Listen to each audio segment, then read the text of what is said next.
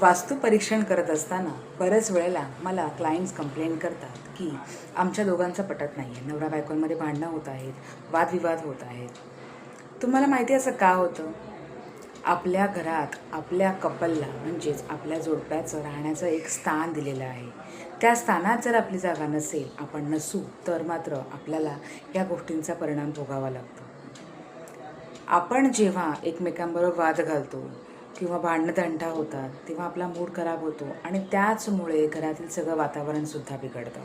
खरं तर पती-पत्नींनी भांडणं, वादविवाद होणं हे सुद्धा एका वास्तूच्या दोषामुळे होण्याचं कारण आहे. आपलं बेडरूम किंवा आपलं राहण्याची किंवा आपलं झोपण्याची झोपणंच मी नेहमी का म्हणते बरं? कारण झोपणे ही अशी अशी गोष्ट आहे की जिथे आपण 6 ते 7 तास मॅक्सिमम आपण रात्रीची झोप काढतो आणि हा खूप मोठा फेज आहे आपल्या